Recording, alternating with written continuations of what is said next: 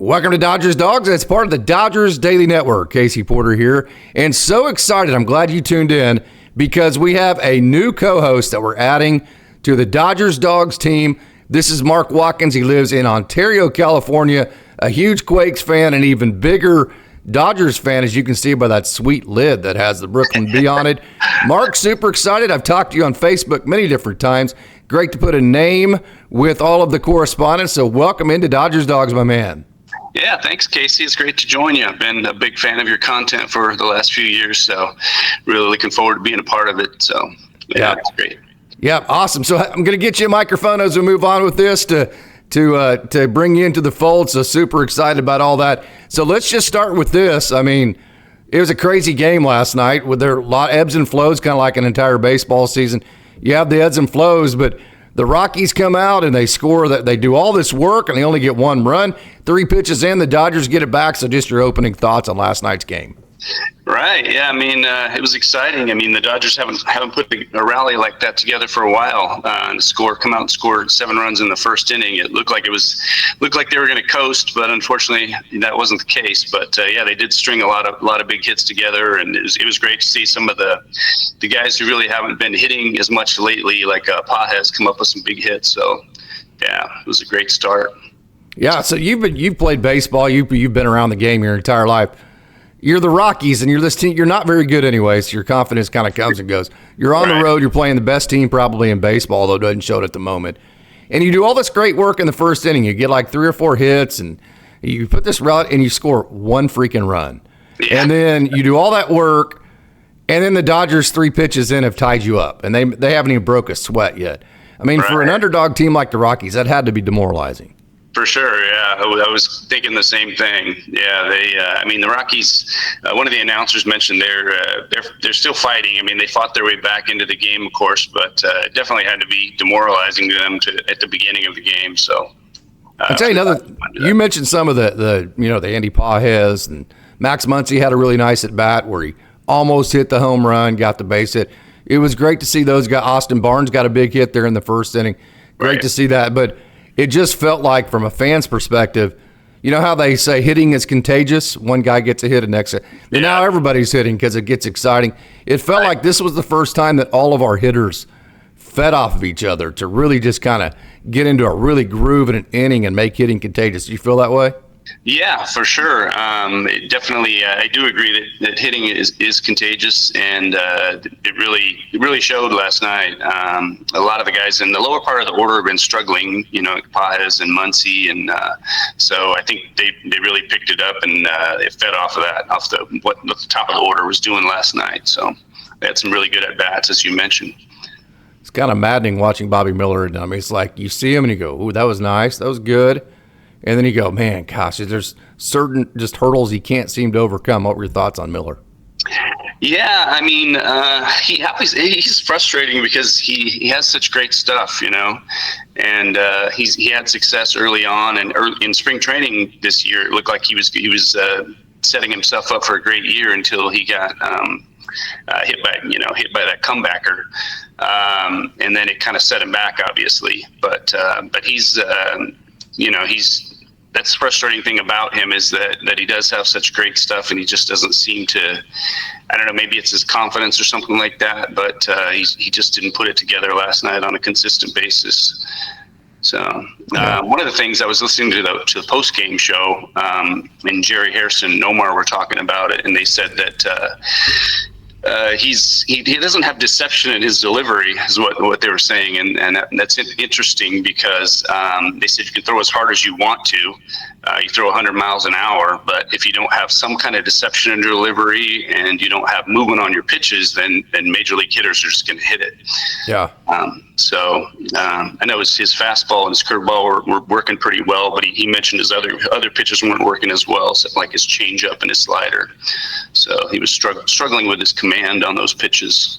Yeah, and that's a great point to make because he's been at Oklahoma City. He's been heavy 2-seam versus the 4-seam, and then he's been heavy curveball. So what's the significance of that? You mentioned the lack of deception in the delivery, so you need movement. If you're not going to have deception, then your deception needs to be late movement where it looks like the ball's going to be here, that it moves late before, and the hitters don't have time to react. That's why I've been saying forever, the 2-seam at 98 is a better pitch for him than the 4-seam that's straight at 101. It's a better pitch for him. I think we've seen that. Would you agree?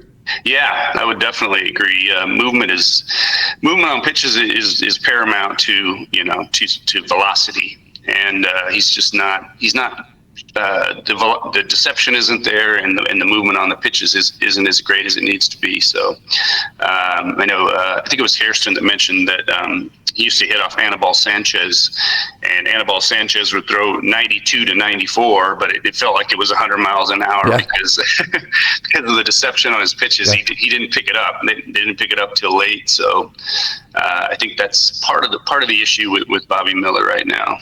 Yeah, that's Jack Dreyer. I mean, Jack Dreyer's 93, Kirby Yates, and nobody can hit their fastball because it's so deceptive. So I'll say this. I did think the blueprint for Bobby Miller was the correct plan last night. So heavy 2-seam curveball, you mentioned that. And then what he did was he threw his 4-seam, his straight fastball, at the top of the zone, above the top of the zone. And the reason why he did that was if you can throw this fastball up here above the top of the zone, that gives you a tunnel point to your curveball. It makes your curveball more effective because then you can start your curveball at that same tunnel. Fastball rides, curveball drops. So right. I thought the heavy sinker, the heavy curveball, that's what he's been able to execute at Oklahoma City. And then throwing the occasional 4-seam above the top of the zone to make his curveball look better. I thought that was a great plan. It's just with Bobby Miller right now, the execution. So there's execution, but then it's just he can't execute like over and over and over and over. That's maddening.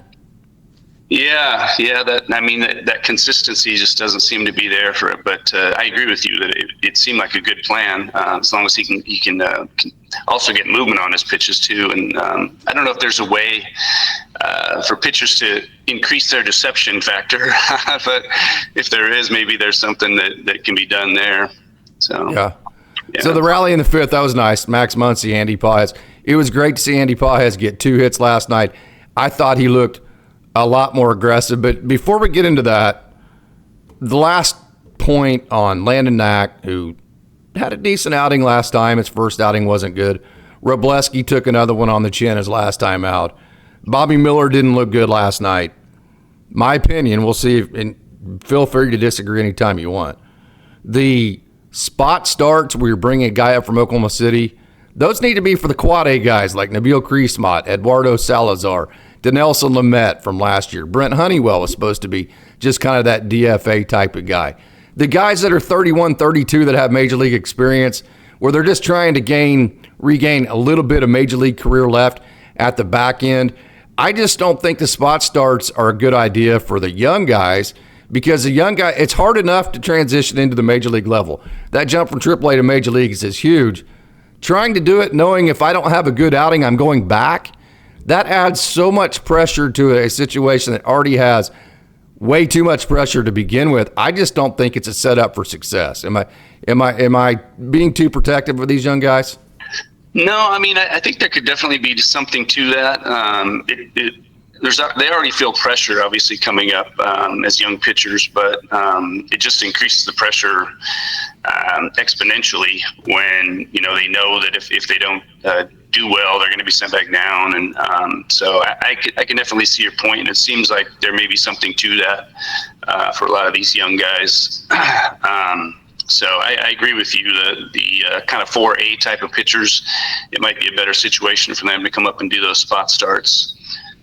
Going forward. Of course, then the problem is what role would you even have for your prospects or young guys if they weren't the spot guys? But I just don't like that organizational philosophy of really kind of relegating your young arms to being depth whenever you need a spot. I just don't think that it's a plan that works very well. So I like the fact that the Dodgers gathered a lot of hits. They put pressure on the Rockies defense. But what I really like, and this guy has been kind of like Alex Vesia. Alex Vesia was dominant last night. But the Dodgers really could have just fallen apart whenever the Rockies came storming back. Miller had the 5 spot. And Anthony Bonda came out and really stabilized the game.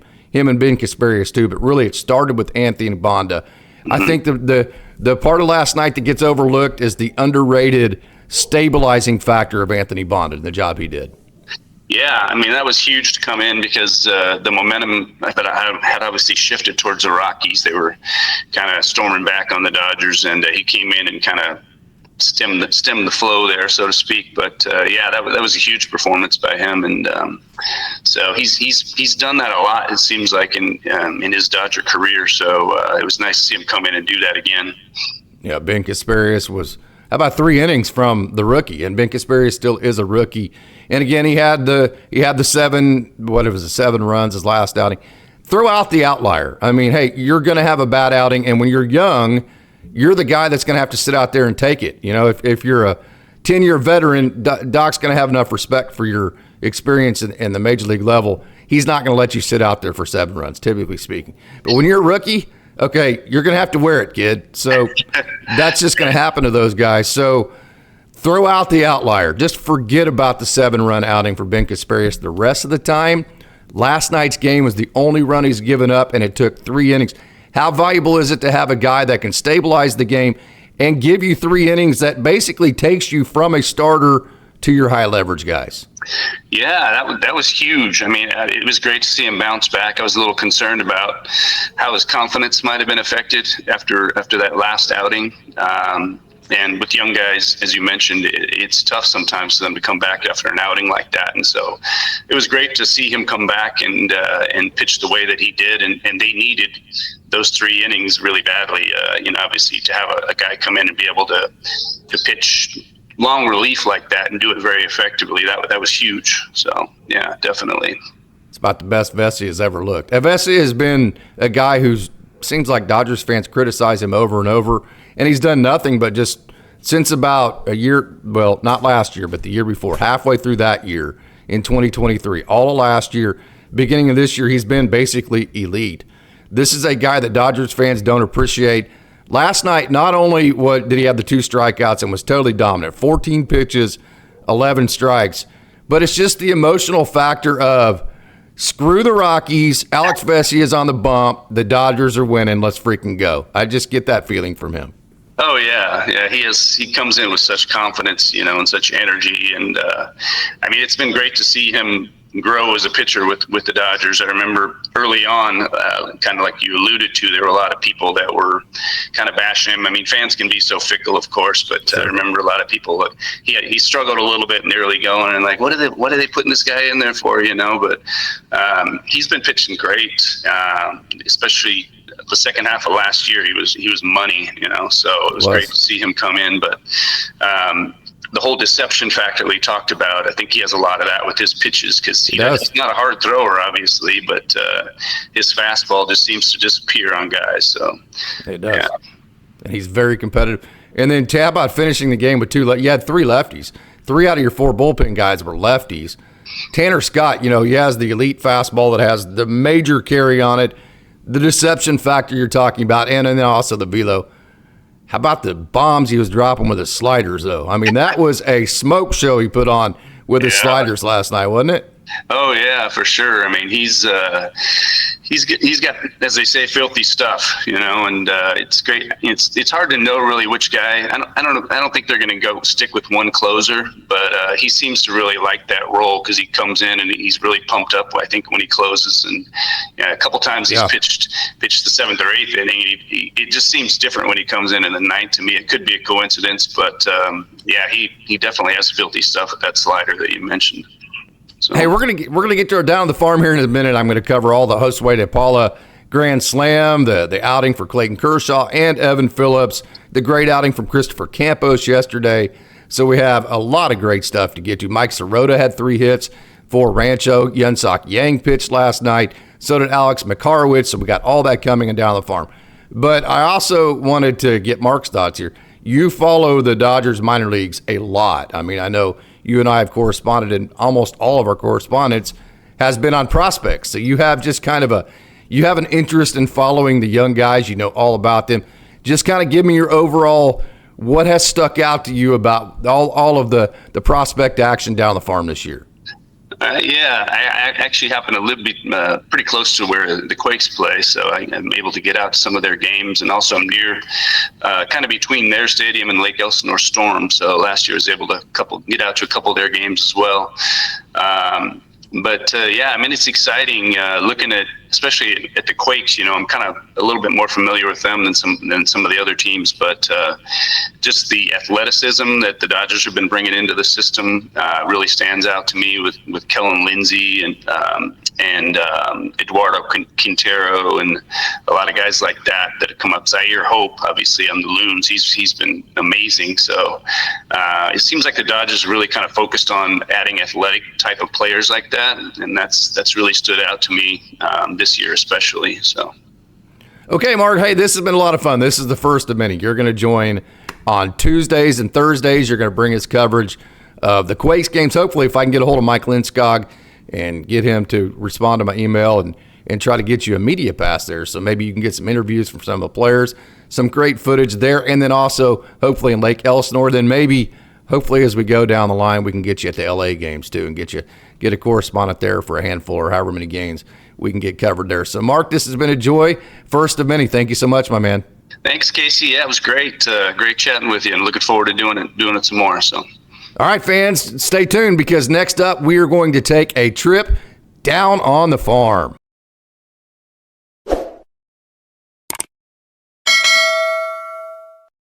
Welcome to Dodgers Daily Down on the Farm. So glad you decided to check out the prospect action. And who you're seeing here is Mike Sirota, the young man the Dodgers got back in the Gavin Lux trade of last year. You remember that very well, I'm sure. He had his first 3-hit day as a professional yesterday. Notice how he's using the big part of the field, the middle of the field. He's gathering base hits up the middle. Watch how he uses his hands. I love that swing. See how he uses his hands? His body just stays still. His head stays still. And he just buggy whips the barrel using his hands. That's the type of hitter that not only is Mike Sirota a good hitter, he had 3 hits last night. He's hitting .391, OPS 1027, back-to-back multi-hit games. But look how he uses his hands, uses the big part of the field, and beyond just the results, the Dodgers need as many just great hitters, guys that gather base hits. I know advanced analytics would say, hey, slug and this and that and WRC plus, and I'm good with that. That we talk about that, and I like that kind of stuff.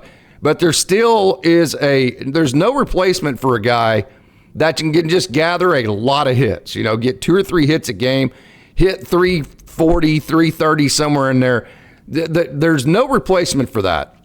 So to add another guy in the system that's a hit gatherer like Mike Sirota has been and like the potential he has, beyond just the results, I just like the fact that they're adding another kind of imagine like a Tommy Edman type of guy, but instead of a guy that hits 250, a guy that can hit 310. To me, that's the type of guy that Mike Sirota has a chance to be, and that's the type of offensive player that I think the Dodgers need to add to as many of those guys to their major league roster. Hey, this is Alex Makarowicz. Let's freaking go, Alex. This is a young man I got to interview in the offseason. He came out of Northwestern. He actually spent some time in his childhood in the LA area and then moved to the DFW in high school. And so he went to Keller High School, played for Coach Stramp there at Keller High School. And that's the same high school that Max Muncy went to. Same coach, Coach Stramp, that coached both Max Muncy and Alex Makarowicz. He actually played with Robert Kranz, who was one of the pitchers on Oklahoma State's really good team last year too. So that's a neat connection. But wow, what a big mix for Alex Makarowicz. Lightning bolt for a right arm, very competitive, has reached 99. The key is, though, get the ball in the zone. Hey, that's what the younger levels of this is for. Master the execution, because the arm talent is big for Alex Makarowicz. The mix is big, electric right arm, no doubt about it. And so the key is going to be, can Alex Makarowicz throw enough strikes to allow that big mix and that electric right arm actually to maximize what he's capable of doing. So interesting story, didn't have a true breaking ball in college. That's how good his fastball actually is.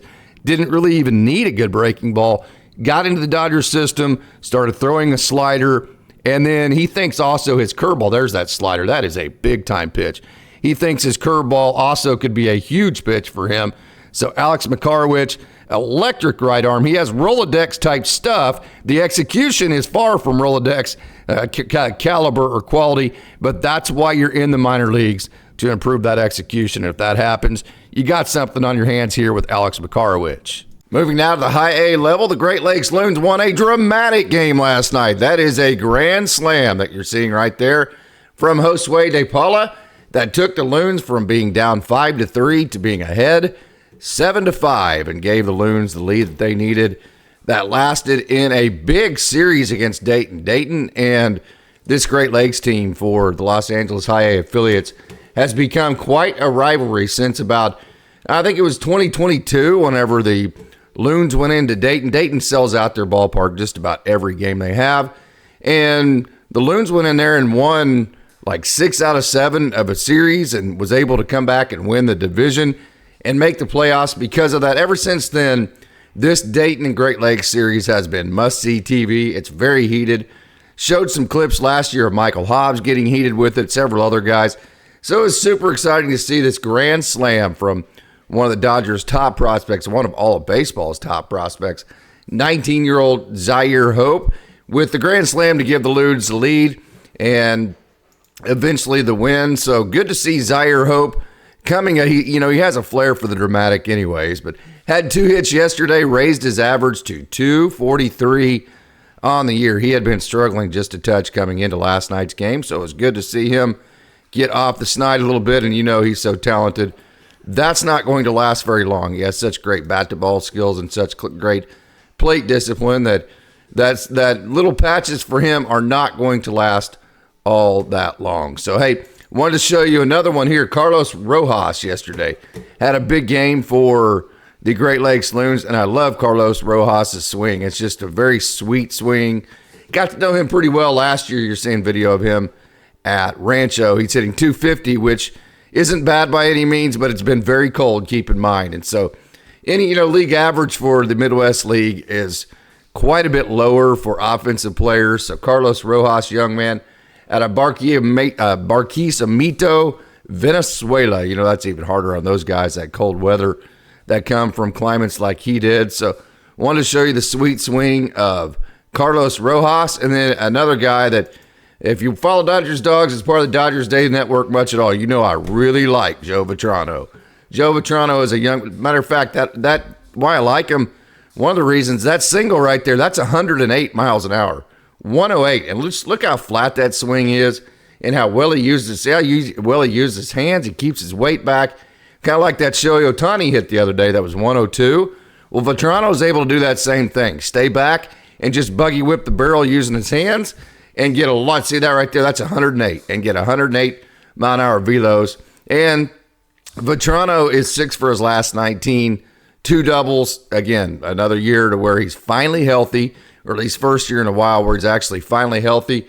I just think Joe Vitrano has a lot of Mark Grace type set up in his swing, but with higher exit velos, where he could be a great hitter, a line drive machine, and just hit a lot of line drives, and then also hit them very hard. And then when the ball gets up in the air, hit the home run as well. So I really like Joe Vitrano. He had a couple of hits yesterday, and he has been hitting well as of late. And boy, wasn't it exciting to see one of the top prospects for the Dodgers, Eric Swan, on the bump. Eric Swan, hey, this guy has hit 103 before in games. So one of the most electric arms. Only pitched like 5 innings his senior year in high school. Went to Middle Tennessee State. Of course, you had COVID during that period. But then at Middle Tennessee, got hurt. And so really didn't pitch as much as he'd like to there. So the stats weren't great at Middle Tennessee State. Still, the Dodgers saw the talent like they do. They saw the TrackMan data. They decided to draft him in the 4th round of the compensatory pick in the 2023 draft. And then last year, Eric Swan had to deal with some frustrating injuries. He had a oblique injury to start the season last year, and we've seen how just kind of lingering obliques can be. So he got frustrated because he was tired of being on the IL, pushed himself too hard, came back too soon, then hurt his shoulder. So last year was somewhat of a loss for Eric Swan, so exciting to see him back this year. 4-seam again, that's touched 103 a cutter and a slider that are similar profiles, a sweeper, and a developing curveball. So definitely a Rolodex type of mix, Rolodex type arm talent for Eric Swan, and he got his first outing of the year under his belt last night, and it was a very good one, a good start for the High A Great Lakes Loons. And then Carson Hobbs, a young man I got the chance to interview out of Alabaster, Alabama, which is the same hometown of Drew Avens. So anybody who's a friend of Drew Avens is a friend of mine, no doubt, and that's Carson Hobbs. He went to Sanford, Carson did, had great coaching at Sanford. But, man, the thing about him, it's kind of like listening to Christopher Campos or Justin Robleski or any of these guys, Jack Dreyer, that totally understand their pitch mix. They understand their sequencing, and they're totally bought into it. That is Carson Hobbs. He is such a smart young man. He knows his stuff so well that improves execution, and that's him. And he had Tommy John surgery his junior year at Sanford. So he came off of that, and another guy that the Dodgers saw the talent in, coming off of Tommy John, decided to draft him, and here he is in the Dodgers system. So want to make sure to get you familiar with Carson Hobbs, who finished the game yesterday for the High A Great Lakes Loons, and he is a young man, I promise you. Carson Hobbs is very smart, and he is a lot of fun to watch pitch, but he is also very talented. So I wanted to make sure and get that in and show you Carson Hobbs. And as we move to now the AA level, probably the performance of the day came from my man, Christopher Campos. Attaboy, Chris. Boom. How about 6 innings pitched, 4 hits, no runs, 6 strikeouts, no walks. Hey, we always talk about with Campos, it's all about sequencing and execution. Not that his stuff's not really good. I mean, it's 94, 95, something in there, but it's the execution and sequencing. See that little cutter / slider? It profiles as a cutter, but it's actually, he calls it a slider. He nails that to the glove side corner all day long. Then you see that pitch there. So you saw the cutter to the outer half to righties, that pitch, that fastball on the inner half. Now he's throwing the fastball to the outer half.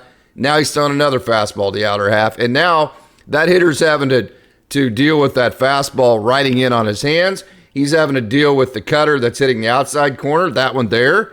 And then he's able to having to deal with a slider, I should say, a slider that he can add depth to. Now he's having to deal with the fastball that's riding the top of the zone.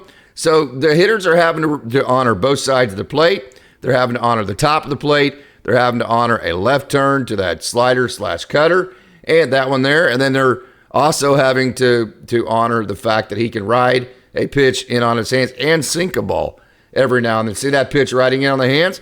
I mean, that's extremely tough. So changing speeds, locating, advanced sequencing with excellent execution. That is absolutely the name of the game for Christopher Campos, who probably turned in the outing of the day yesterday in the Dodgers system. And this is Aaron Bracho.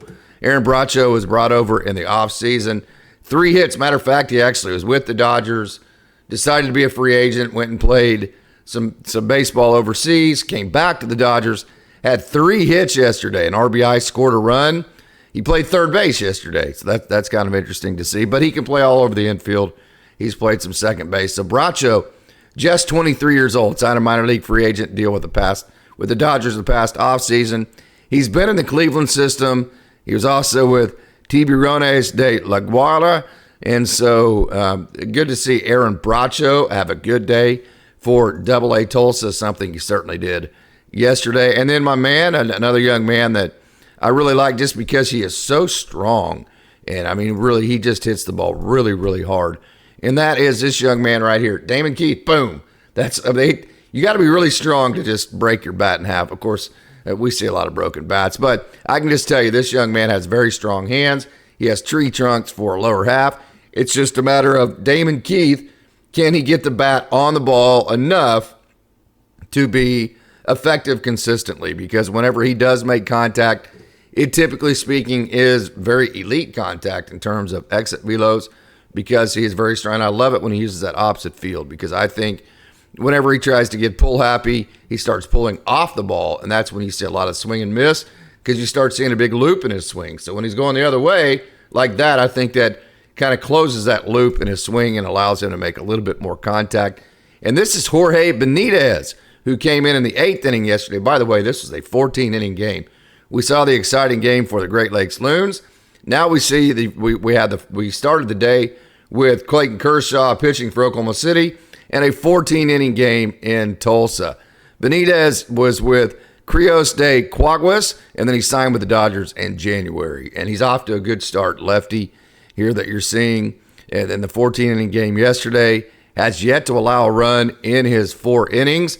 And then another guy who we talk about all the time, he has the stuff to where when it's in the zone consistently, it is Rolodex type stuff, and that is no kidding. And he kind of showed that yesterday. Ronan Kopp got himself in a mess. I mean, he got the bases loaded, nobody out, had walked a couple guys, and it was just kind of the Ronan that has kept him from taking that next step. You're like, come on, Ro, let's go, baby. And once he got the bases loaded, nobody out, you're seeing it right here. He just filled up the zone, and he just overpowered hitters. So it was frustrating to see him get in the jam to begin with, but it was super exciting to see how explosive his stuff is to get himself out of the jam, which just goes to show his stuff is so good, at least at the AA level at this point, that, so you got a big play there by Taylor Young, that he has some margin for error because he can get himself out of jams because his stuff is so good. Kind of as an example, his whip is 188. You want that thing to be below 120. So whip of 188 is not good. But his ERA is 169. So that goes to show you right there how good he is at getting himself out of jams, using his big stuff, and just kind of bearing down and getting the ball in the strike zone to get himself out of jams. And then Kelvin Bautista had a good outing yesterday. Came in relief for the Drillers. And hey, anytime you win a 14-inning game, you got to have a bunch of guys that do their job. And actually, Bautista threw 3 outs and gave up a run, 2 strikeouts. Second scoreless outing in a row for Bautista. Third in his last 4. And then the game last night, the guy who got the win, who was on the mound when the top of the 14th inning ended, was Brandon Neek. And I'm going to get to his video here in just a second right here. There's Brandon Neek right there. Good outing for him. Last year, if you remember, he was the best pitcher in the minor leagues as far as throwing strikes and ERA and that kind of thing in the second half of the season. And he has carried that momentum into 2025. Yesterday went 2.2 scoreless, and he got the win for AA Tulsa. Brandon Neek, kind of a Jack Dreyer type setup. So super excited to see more of him. Young man out of Virginia who, again, has a lot of forward momentum right now for the AA Tulsa Drillers. And how about this? Bottom of the 14th inning, walk it off, young man. We had the grand slam from Josue De Paula at the single A level. We have the walk-off hit from Janer Fernandez at the AA level. Yesterday was a fun day in terms of following the farm system for the Los Angeles Dodgers. No doubt about that. Super, super fun. And then in Oklahoma City, we've covered this already a couple times. Going to cover it again, though. It's always worth covering as many times as you possibly can. And that would be Clayton Kershaw. I'm actually going to go ahead and put this video up. This is from last year until I can find yesterday's video right here. This is yesterday's video of Clayton Kershaw. Okay. Rehab outing. 3 innings, 2 hits, no runs, 2 strikeouts, no walks. A lot of sliders. He threw some really nice sliders. He threw some fastballs that probably 88-ish. He was pretty in the Fetty got to throw that ball back. He was pretty clear that in the post game conference he's not worried about the velo of his fastball. So split time between his slider and 4-seam. Those were his 2 main pitches. Not worried about velo right now. 86 to 88. Slider was in zone 55%. 4-seam 60%. So a good first outing back for Clayton Kershaw, no doubt about that. And it was really fun to get to see him in person, actually get to talk to him in the post-game interview. So that was all good, and that was all a lot of fun. So on his way back, Clayton Kershaw got his first rehab outing. Evan Phillips is a lot closer than Dodgers fans might want to think. He reached his benchmarks yesterday, throwing in back-to-back games and then in a day game after a night game. And not only that, he did very, very well. Landed his slider 70% of the time, threw his cutter, and his fastball did not get hit.